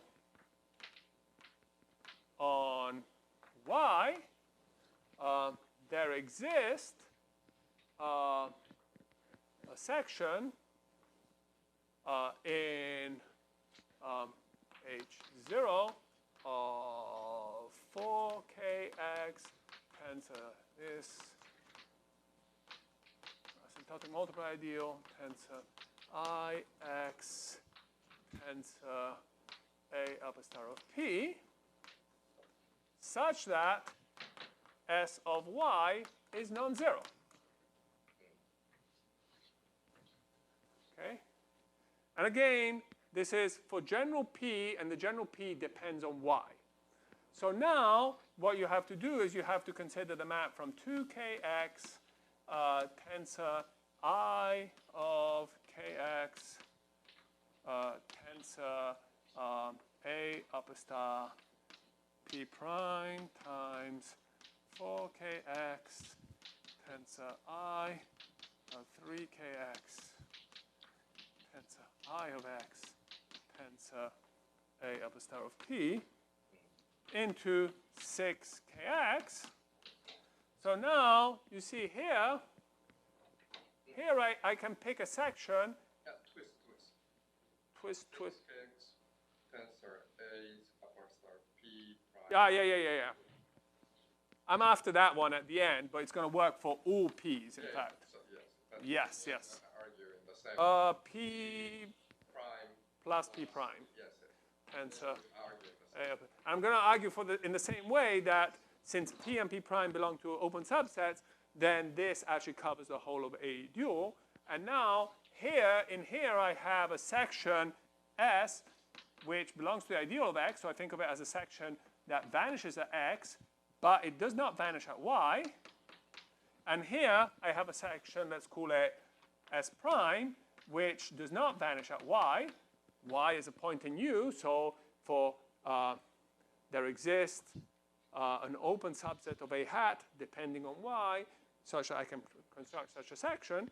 And so when I take the product of these sections, S prime times S of X will clearly be 0, and S prime times S of Y will be non-zero, and I've succeeded in my goal. So the only thing that remains is to show you that a few properties of these asymptotic multiply ideal sheaves. I should try and convince you that these asymptotic multiply ideal sheaves give us vanishing, and I should try and convince you that they relate well to the state the zero locus of these ideals relates well to the base locus of multiples of kx, where the multiple is anything greater or equal to that. I have a stupid question. Yes. So since I'm multiplying multiplier, asymptotic multiplier ideal sheaf, you call it, like I of this double line kx and I of double line kx. So my naive guess would be I of double line of 2 kx. How come it becomes 3? Well, let me. Okay. So. Sorry. So what would be obvious is that these. Okay. So now I'm sort of granting the proof, and now we're discussing asymptotic multiplier ideal sheaf. What would be obvious is that the image of this is an I of kx squared. Yeah. Yes. Now, the question is, how does that relate with I of 2kx? Maybe the relation doesn't. 3. Right, or even 3kx, right? Yes. It's not clear that the relationship goes the right way. You see, what could easily happen is that the asymptotic multiplier ideal sheaf of kx is trivial, but of 2kx is non-trivial. Oh. So it's not, the inclusion goes this way, subadditivity of asymptotic multiplier ideal sheaves. So just because it's coming from there, you don't conclude that it vanishes along I of 2kx. What you do is you observe that it's in here, so it vanishes. Since it's in here, let's not worry about these guys here. You would conclude that it's in the ideal of the linear series 4kx. Now, the point is that the ideal of the linear series 4kx is always deeper than the ideal series of the asymptotic multiply ideal sheaf corresponding to 4kx, which is always deeper than the one corresponding to so 3kx or any number, even rational number you can put, which is smaller than 4. So this is the kind of inclusion. So that's what I'll try to convince you in a second. The best thing I can do is start by defining these multiply ideal sheaves. Yeah. Modulo that, I'm happy with the proof. Yeah. Okay, great. So whose argument is this? So in this version that I'm explaining, yeah. it's me and Alfred Chen. Oh. And then people work really hard at cleaning it up and making it precise. I mean, the basic idea is exactly the same, but actually taking care of all the details is a lot of work. You and Chen, this argument. Yes, and the big details is Lahoth, Zhang, and Tirabassi. Getting to the optimal statement often takes a lot of work, right?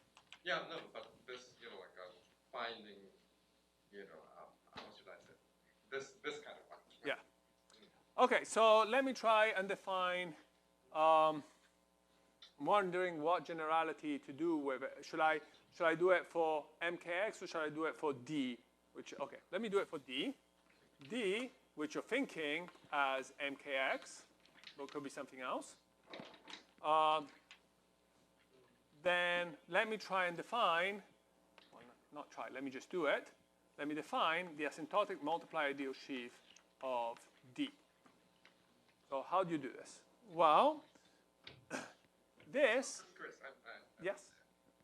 So at the most naive level, so your idea is that you have some section twisted by this P, but somewhere over this open subset, that's the statement. But when you multiply it, this you write this Vx plus Vx is equal to A hat.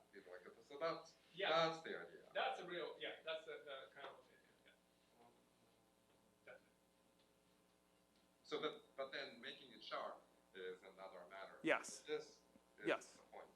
Right. With the generic. And you saw that I needed to start with 2 to use a strong vanishing statement. If I tried to start with 1, I know that I would have at least one value with a section, but I don't know that I have an open subset.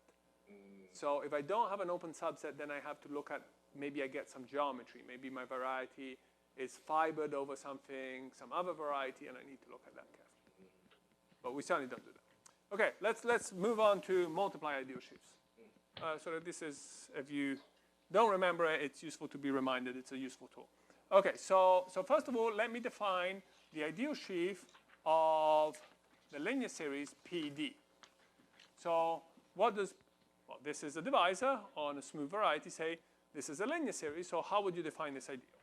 You have your variety x, you take mu x prime, a log resolution of PD. P is not prime, it's just a number. What does that mean? So x prime has to be smooth. The exceptional divisor, the exceptional locus has to be a divisor with simple normal crossings. And when I pull back the linear series PD, I can write it as a moving part, MP, plus a fixed part, FP. And so this is the fixed part. And it has simple normal crossings. And this is the moving part, which is base point free. In particular, it's NF. And now, if I'm assuming that my divisor D is big, then not only it's NF, but it will also be big as soon as P is sufficiently big. Right? So for some P, some multiple would define a birational map, and so the moving part still defines a birational map, so it has to be big. Okay, so then I set my ideal sheaf of, actually I want to define 1 over P PD, of 1 over P PD, will be the push forward of OX prime kx prime over x minus the round down of fp over p.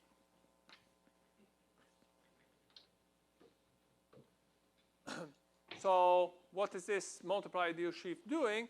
It's measuring the base locus of the linear series PD. Okay? And notice that this is numerically equivalent, or Q-linear equivalent, to kx prime over x plus the fractional part of fp over p plus the moving part mp over p. And what you should be observing is that this guy here is KLT, and this guy here is Neff and Big. So this is the situation where you can apply Kawamata-Vivek vanishing. So first of all, Ri, mu lower star Ox prime, Kx prime over x minus Fp over P is equal to 0 for I greater than 0. And also, you get that if you look at Hi of Kx prime minus Fp over P. So I took this and I just added the pullback of K of x from downstairs.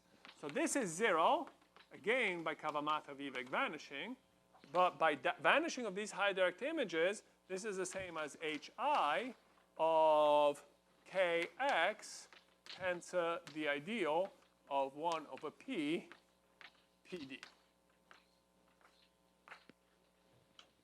Okay? So I have a vanishing statement. Now, luckily, I don't have the double lines like I was promising. I have this 1 over P PD instead of double lines of P. So I need to define it. Okay, so now let me make the following remark. Is that the asymptotic multiply ideal sheaf of 1 over PQ, PQD is clearly contained in the multiply, contains the multiply ideal sheaf of 1 over P, PD for any two integers P and Q. Okay, so why is that? It's very easy. Suppose that we are on a common resolution of both linear series. Then you see this is because if I look at the fixed locus of PD and I take Q times that, that will be greater or equal to the fixed locus of QPD. Just there's a natural multiplication map from one linear series to the other, and this one is a complete linear series, so the fixed locus is smaller.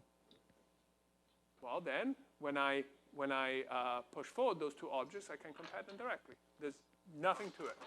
Okay, so I can look at the ideal sheaf of D. Then I know that that contains the ideal sheaf of 1/2 2D. Contains the ideal sheaf of 1 over 6, 6D. Ideal sheaf of 1 over P factorial D. I've got it wrong, right? More divisible gets bigger. This is good, right? Because we don't want a decreasing sequence of ideals. We want an increasing sequence ideal. So these stabilize. So by definition, this is the union of I of 1 over P factorial D. And since this sequence stabilizes, it's actually equal to I of 1 over P factorial D for any P sufficiently big.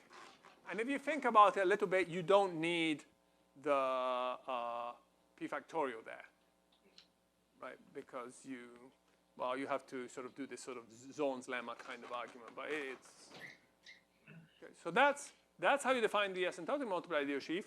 Since it matches one of these guys at finite stage, there's your vanishing theorem already. Okay, so I've explained to you why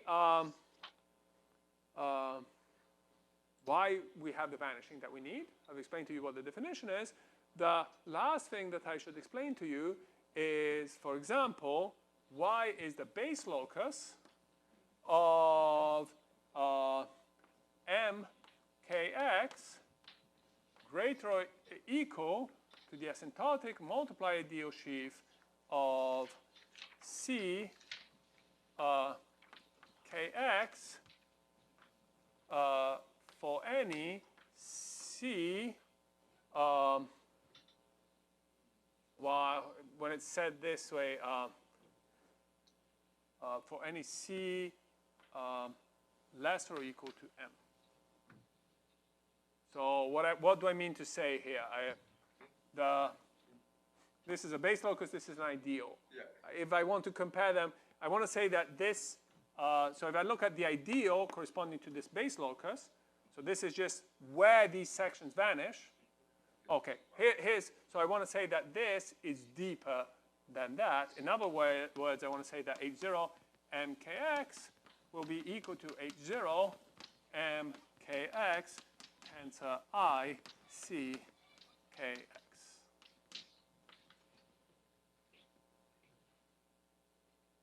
Okay, so, and if you're bothered by the c outside, just make c an integer and just do it this way. Okay, so let's think about what we're saying. Well, to compute this guy here, what am I looking at? I'm looking at 1 over p times the linear series corresponding to c p kx for p sufficiently big and divisible.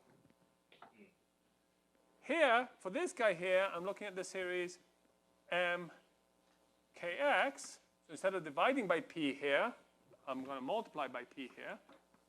And I'm going to compare these two linear series. So now, so I need to show you that these two linear series compare favorably. So now,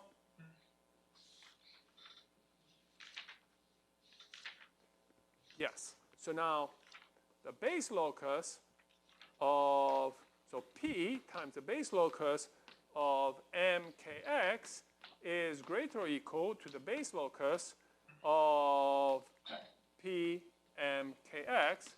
What I should really be saying, I should be going to the resolution, and what I should really be saying is that p times, on this common resolution, p times fm is greater or equal to fmp. That just follows from the fact that I have an inclusion of this linear series in that one, so this base locus will be bigger. Okay, so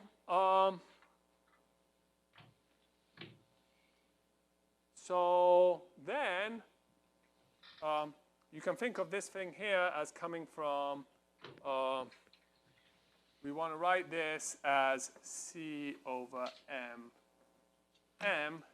So this will be greater or equal to c over m f mp, just because c over m is a number which is less or equal to 1. That's it. That's all there is to it. There's, point is supposed to be that it's not very deep, but it's a very effective formalism. So, can we make a similar statement for, not for the general type, but let's say maximal alpha-negative dimension, yes, Ithaka vibration? Correct. So, first of all, maybe I should say 2 words about what the Ithaka vibration is. So, the Ithaka vibration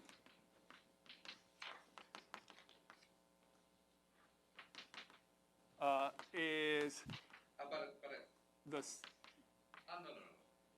That's okay. the stable birational map. Now that we know that the canonical ring is finally generated, it's a lot easier to define. So you look at the canonical ring, R of kx, and so this is a direct sum of H0 m kx, m greater or equal to 0. And we know that this is generated in some finite degree. So let's say generated in degree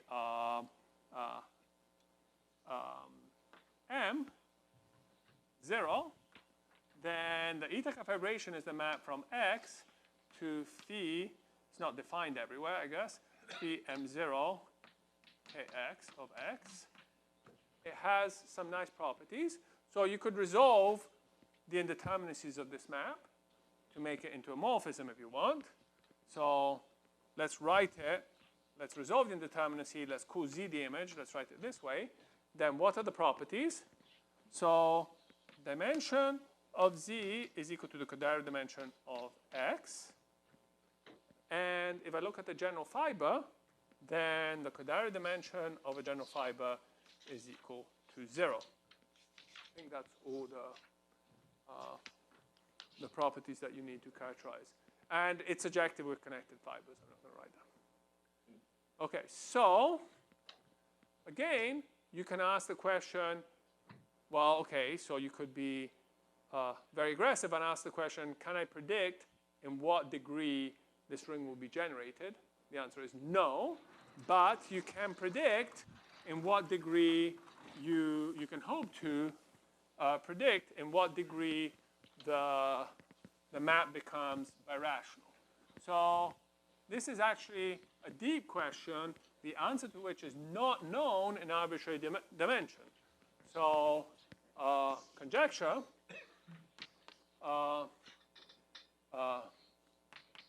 fix n equals dimension of x, there exists some m0 which depends only on n such that phi m0 kx is birational.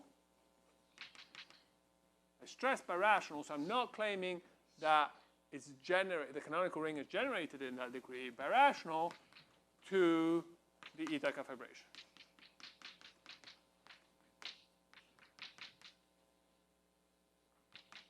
So I forget the full generality to which this is known, but I think it's known if n is less or equal to 3. That I'm pretty sure.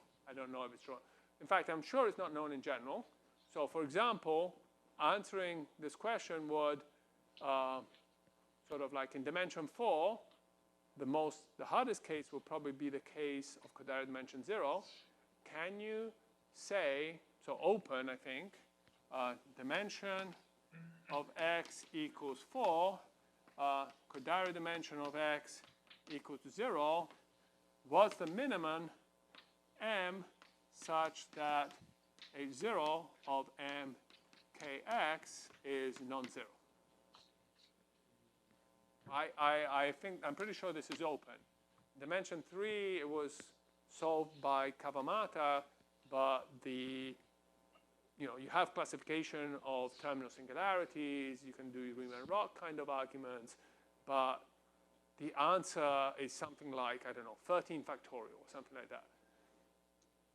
Well, the best known estimate, so it's big. And these things typically grow like double exponentially or something. I don't know how fast they grow, right? So it's like looking for the number of Fanos in a certain dimension. But I have a question. Even if I assume that the x is of general type, No. No. How do you know? So, like your theorem tells you that there is a section. So what's the difference between that question and So my theorem does not tell you that there's a section unless you know that it's of general type. Yeah, but for general type, why is it so easier? Well, you have a lot more to work with, right? Asymptotically, you have sections. So there's a hope. You have something to work with. It's a bit like saying you have a projective variety or you have a variety. Like a projective variety, at least you have an ample line bundle which you can use to prove stuff about cohomology, etc. If you just have a Kähler variety, stuff is harder, right? No, I'm not convinced. Okay, well, I'm happy to talk to this at length with you, but let me state the theorem. So, yes. so this is not known. There's a lot of work around this. If you give me some, if you say, for example, the fibers of the Ithaca fibration are curves or have some nice property, then maybe there is an answer. For the maximum Albanese. Yes. Right. So if X is of maximum Albanese dimension, then this number, M0, is equal to 4. And that's sharp. For M0 equal to 3, there exists example where free K of X is not the Ithaca fibration. Could happen that 3kx is not the Ithaca. Of course, in that case, the dimension of x will be less than the dimension of x. It won't be of general type because the theorem for the general type case is that.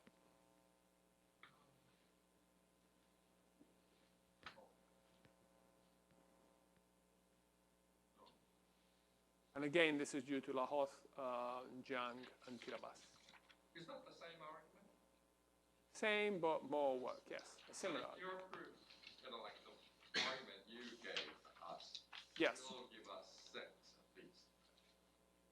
It's not clear, right? You have to do something slightly different. You have to look, well, because you won't have this vanishing on the nose. This won't vanish because K of X is no longer big. You have to look at the Ithaca fibration. It will be big relative to the Ithaca fibration. The image of the Ithaca fibration is another variety of maximum Albanese dimension. So the game you play is you take these kind of sheaves and you push it forward to the image of the Ithaca fibration. There they become generic vanishing sheaves. Now you're a bit messed up because you've pushed sword twisted by some P, so you have to work your way around. But I mean that sort of circular argument. I don't know which one gives the Ithaca fibration, and only for Ithaca fibration I will have the big sheaves. So I'm looking at. No, so the kind of argument you would write, you start with X, and your variety A. You look at the Ithaca fibration Z. The fibers have Kodari dimension 0, right? So by a theorem that we'll do next time, the image of the fibers are abelian subvarieties of A. So you look at the map A mod K, and this is something of maximum Albanese dimension. Okay, so now on here, you want to look at sheaves of the form A low star, F lower star of omega x to the k. Something like that. Now, even if you just have squared, the nice thing is omega x itself is not big, but it's sort of big with respect to the Ithaca fibration. It contains the pullback of an ample Q divisor on Z. So this kind of thing will have Kolar vanishing. So you can hope for this kind of thing to do the same kind of argument that we did there. There are a few technical details that you have to. Many points, I think. I thought it was a similar argument. Well, the argument is similar. There's a few technical details that come up, but not that many. In fact, maybe for 6K, the argument is almost the same. But when you try and make it ultra precise, you can only get to 4.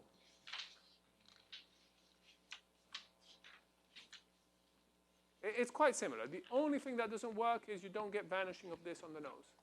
You need to push it forward further where this thing becomes big. Okay, look at that. We're out of time. So I'll stop here. And next time I'll tell you something about the CNM conjecture for varieties of maximum Albanese dimension. CNM? Who's it due to? Bueno, is it? Luciano. It's the thing relating the codaric dimension of, yeah, Ithaca. Yeah. Yes. But in the case of, yeah, abelian varieties, I think it was formulated by one. Yeah.